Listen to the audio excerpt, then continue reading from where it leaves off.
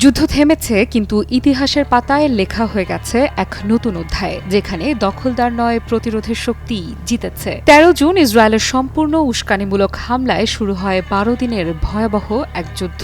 ইরানের মাটি কাঁপে, রক্ত ঝরে, শহীদ হন উচ্চ পর্যায়ের সামরিক কর্মকর্তা, পরমাণু বিজ্ঞানী, এমনকি সাধারণ নাগরিকেরাও। এরপর যুদ্ধের এক সপ্তাহ না যেতেই যুক্তরাষ্ট্রও ঝাঁপিয়ে পড়ে। ৩টি পরমাণু স্থাপনায় চালানো হয় বিধ্বংসী বিমান হামলা। আন্তর্জাতিক আইন, জাতিসংঘ সনদ, এনপিটি সবকিছুকে অবজ্ঞা করে। কিন্তু দমন করা যায়নি ইরানকে। পাল্টা প্রতিরোধে দেশটির সশস্ত্র বাহিনী ছুড়ে দেয় শত শত ক্ষেপণাস্ত্র। লক্ষ্যবস্তু অধিকৃত ফিলিস্তিনের তেল আবিব, হাইফা, জেরুজালেম, এমনকি মার্কিন ঘাঁটি কাতারের আল উদেইদ বেজ। ২৪ জুন যুদ্ধবিরতির ঘোষণার মধ্য দিয়ে থামে সরাসরি লড়াই, কিন্তু থামে না যুদ্ধের প্রস্তুতি।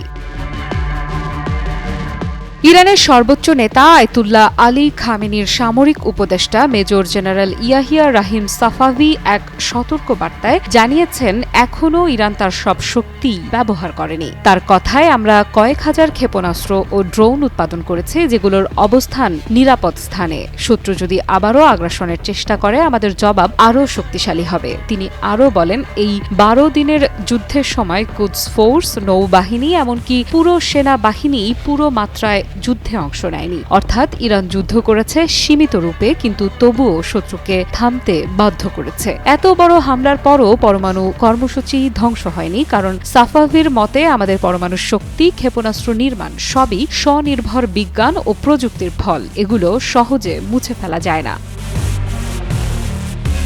এদিকে রাহিম সাফাভি আরও এক বিস্ফোরক মন্তব্য করেন, ইসরায়েলের প্রধানমন্ত্রী বেনিয়ামিন নেতানিয়াহু একজন নৃশংস অপরাধী। তিনি গাজায় ৬০,০০০ এবং ইরানে প্রায় ১,০০০ নিরীহ মানুষ হত্যা করেছেন, কিন্তু তার সব লক্ষ্য ব্যর্থ হয়েছে। ইসলামী প্রজাতন্ত্র ধ্বংস হয়নি, জনগণ ভেঙে পড়েনি, বরং প্রতিরোধ আরও শক্ত হয়েছে। তার ভাষায়, ইসরায়েল এই প্রথম এমন পাল্টা জবাব পেয়েছে যা তাদের সেনাবাহিনী ও নেতৃত্বকে স্তব্ধ করে দিয়েছে। তিনি জানান, ইরান যে ক্ষেপণাস্ত্র নিক্ষেপ করেছে প্রতিটির মধ্যে ছিল ৮০টির বেশি ওয়ারহেড, যা ৪০ কিলোমিটার পর্যন্ত এলাকা ধ্বংস করার ক্ষমতা রাখে।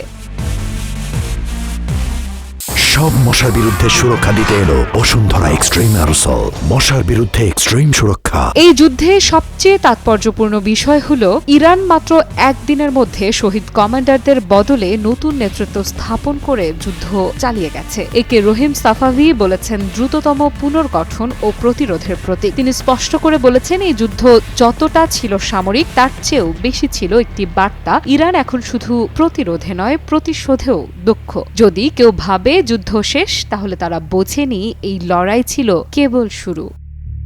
আফরিদা ইফরাত, নিউজ 24।